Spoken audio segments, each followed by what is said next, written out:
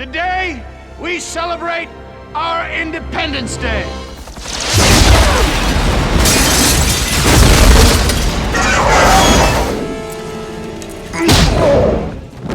Welcome to Earth. Independence Day was the blockbuster that redefined the disaster genre with its ingenious use of practical effects and miniatures, more than any two films combined. But behind the smooth, confident production was a casting battle the studio didn't want you to know about, including early resistance to hiring Will Smith for blatantly racist reasons. In this video, we'll dive deep into all of these aspects and much more, including how the film's climactic moment was originally shot in a far more comedic and very different way, and uncover the real-world inspirations woven throughout the story, from Area 51 rumors and actual footage to decades of speculation about extraterrestrial life. This is Independence Day like you've never seen it decoded. So let's get into it. Producer and co-writer Dean Devlin has explained that the movie originally had full cooperation from the US military, which meant the production would have been allowed to film on real military bases and receive guidance for actors portraying soldiers and pilots to ensure authenticity. However, once officials reviewed the screenplay and discovered its explicit references to Area 51, a location the government historically avoids acknowledging in popular media, they abruptly withdrew all assistance. Without military backing, the filmmakers had to rely on their own resources to depict bases, equipment, and procedures, and showed how sensitive the Area 51 subject was at the time.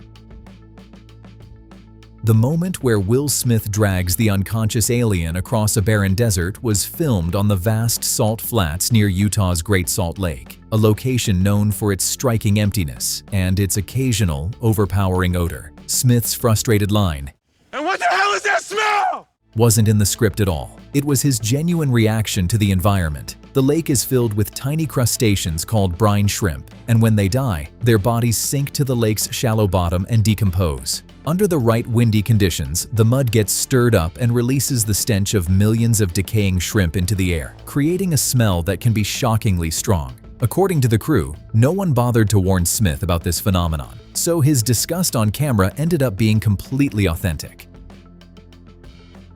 The production team built an enormous 1/12 scale model of the White House specifically so they could blow it up on camera, though it also appears briefly in the scene where David and Julius pull up in their car. To capture the destruction in the most dramatic and realistic way possible, 9 different cameras filmed the explosion simultaneously at various speeds, including one running 12 times faster than normal so that when played back at standard speed, the blast would appear larger, heavier, and more cinematic. The resulting shot became the film's signature image, featured prominently in nearly every teaser, trailer, and TV spot leading up to the movie's release. Its impact was so strong that it quickly became one of the most iconic visuals of 1990s blockbuster cinema, even earning a place on the cover of most VHS editions of the film. Additionally, to create the striking effect of flames racing down a city street, the visual effects team built a detailed street model and positioned it at roughly a 90-degree angle so it stood upright like a wall, then mounted a high-speed camera facing downward toward it.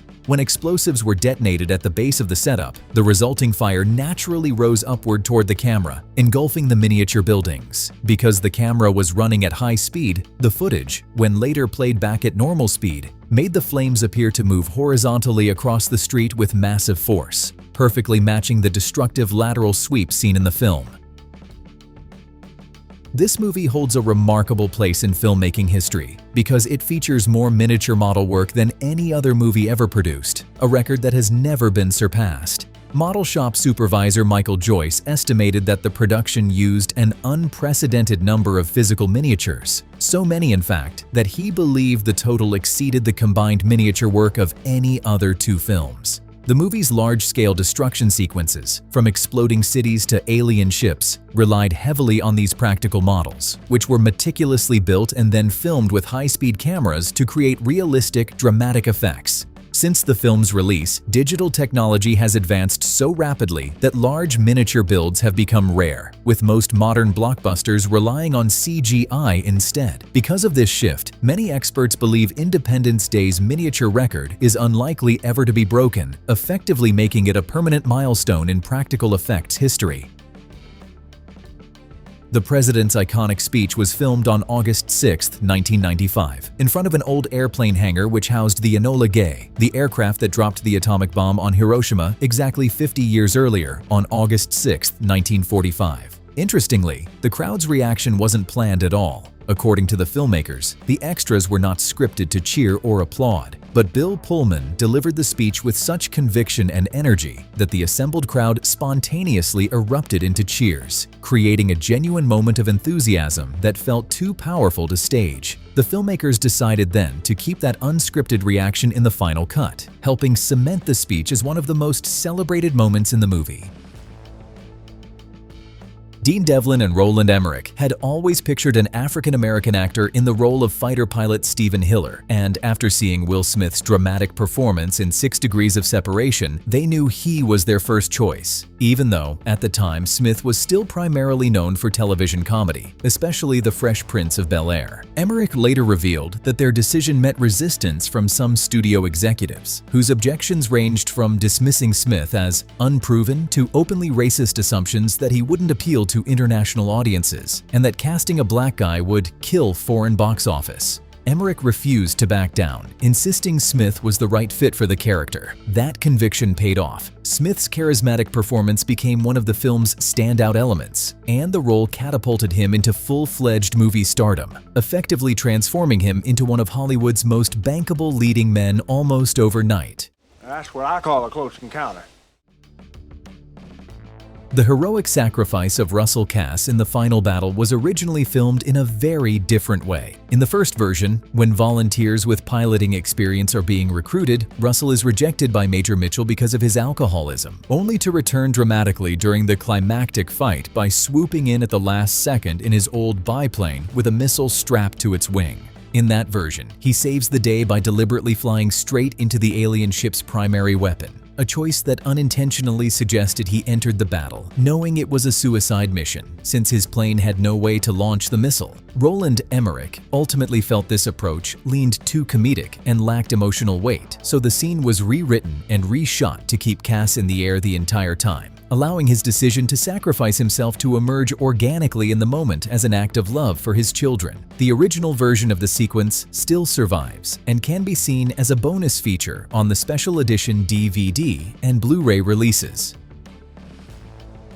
Production designer Patrick Tatopoulos originally presented director Roland Emmerich with 2 completely different concepts for what the aliens might look like, expecting Emmerich to choose one. Instead, Emmerich liked both designs so much that he devised a creative solution to use them simultaneously. One design would represent the alien's true biological form, while the other, larger and more imposing, would function as a biomechanical suit or exoskeleton that the aliens could wear. As a result, both of Tatopoulos' original concepts appear in the final movie, enriching the visual identity of the extraterrestrial threat and implying that the aliens relied on advanced technology, not just for their ships, but for their own physical presence. When speaking with Entertainment Weekly, Roland Emmerich revealed that his original first choice for the role of David Levinson was Matthew Broderick, explaining that Broderick would have essentially filled the same niche as James Spader in Stargate, and then Goldblum in Independence Day, had he been available. Because Broderick couldn't take the part, the filmmakers moved on and ultimately cast Goldblum, whose performance became one of the film's defining elements. Emmerich later got the chance to work with Broderick anyway, casting him as the lead in his next major project, Godzilla. On the other hand, the role of President Whitmore was originally written with Kevin Spacey in mind, as he was a longtime friend of Dean Devlin from high school, but an executive at 20th Century Fox rejected the idea, arguing incorrectly that Spacey lacked the potential to become a major star. Because of that pushback, the filmmakers rewrote the character and ultimately cast Bill Pullman. The irony, of course, is that Spacey went on to achieve major stardom anyway, eventually portraying the President of the United States in House of Cards before his career-ending scandal later. Additionally, Jada Pinkett Smith declined the role of Jasmine Dubrow due to scheduling conflicts with the Nutty Professor before the role went to Vivica A. Fox. Furthermore, Matthew Perry was originally offered the role of Captain Jimmy Raven Wilder, one of the film's supporting fighter pilots, but he withdrew from the project at the last minute, forcing the production to recast the part just before filming. Even though Matthew didn't end up in the movie, his father, John Bennett Perry, appears in a smaller role as a Secret Service agent. The massive buzz surrounding Independence Day during its production and early marketing campaign had such a strong impact on Hollywood that it directly influenced the release plans of other major sci-fi projects. The hype grew so quickly and so loudly that Warner Brothers decided to delay the release of Mars Attacks, moving it from a planned summer debut to a Christmas launch to avoid being overshadowed by Independence Day's dominance. At the same time, Steven Spielberg, who had been developing War of the Worlds in the mid-1990s, reportedly felt the market had just been saturated with a massive alien invasion spectacle and eventually put his own adaptation on hold before returning to it nearly a decade later, releasing War of the Worlds in 2005. The excitement around Independence Day was so overwhelming that it effectively reshaped the sci-fi landscape of the mid-90s, influencing both studio strategy and the creative decisions of one of the industry's most influential directors.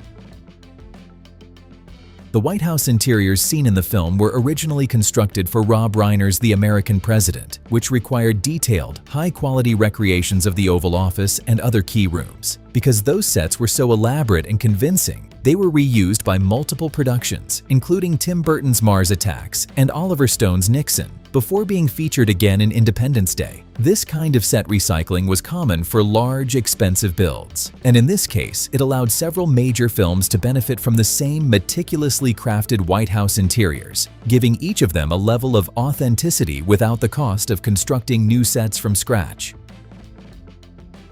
The character of Dr. Okun, played with eccentric energy by Brent Spiner, was directly inspired by Jeffrey A. Okun, the digital effects supervisor who had worked with Roland Emmerich and Dean Devlin on their earlier sci-fi hit Stargate. Emmerich and Devlin based the character's look and personality so closely on the real Okun that people who knew him immediately recognized the resemblance, noting that Spiner's wild hair, enthusiastic mannerisms, and quirky intensity were almost a perfect match. In essence, Dr. Okun became a playful, affectionate homage to one of the key behind-the-scenes figures from their previous collaboration. The crew and audiences eventually liked the character of Dr. Okun so much that both Dean Devlin and Brent Spiner have gone on record to say that his character was only in a coma when he appeared to be dead. A brief shot of Major Mitchell saying Okun is dead was shot but deleted, with the idea that Okun could be brought back in a sequel. This finally came to pass in Independence Day Resurgence. In one scene, Julius Levinson casually mentions the long-rumored idea that the government is hiding alien bodies at Area 51 recovered from the 1947 Roswell incident, a reference rooted in one of the most enduring UFO legends in American culture. According to the story, an unidentified craft crashed on a ranch outside Roswell, New Mexico, and while the military initially retrieved the debris under great secrecy, officials later claimed it was nothing more than a downed weather balloon. Many civilians, however, insisted they had seen wreckage that didn't resemble any known aircraft, and even claimed that strange non-human bodies were recovered at the site. Over the decades, conspiracy theorists have maintained that all of this material, both the supposed craft and the alleged bodies, was transported to Groom Lake, better known as Area 51, for study. From there, the legend expanded into claims that the government continues to store not only the Roswell remains, but additional recovered spacecraft and even living extraterrestrials, making Julius's line in the film a direct nod to a mythos that has fascinated the public for generations. The moment where Major Mitchell approaches a wounded alien and shoots it point blank in the head wasn't part of the original script at all. It was added late in production after one of the few complaints test audiences had that the aliens didn't seem to be suffering enough for the devastation they were causing. To address that feedback, Roland Emmerich and the crew quickly devised and filmed the extra beat, giving audiences a more visceral sense of retaliation and upping the emotional payoff of the humans finally fighting back. In the Area 51 briefing room scene, there's a moment where the screen shows a night vision pan of the base, and what many viewers don't realize is that this is real footage of the actual Area 51. The filmmakers used material captured by a conspiracy theorist who had managed to film the secretive installation from a vantage point known as Freedom Ridge, one of the few elevated spots where civilians could once glimpse the base. For years, UFO enthusiasts and government secrecy watchers used that ridge as a prized observation point. But in the late 1990s, the US government seized the land and permanently closed it to the public, eliminating that rare line of sight. And that brings us to the end of this deep dive into Independence Day. Nearly 3 decades later, it still stands as one of the defining blockbusters of the 90s, mixing spectacle, charm, and that unmistakable larger-than-life energy. Whether you watch it for the effects, the characters, or the pure popcorn fun, it's surely a film that continues to leave its mark. So if you enjoyed this breakdown and want to keep up with more deep dive videos coming your way, hit that like button and subscribe to the channel. Until next time, thanks for watching, stay sharp, and we'll see you in the next video.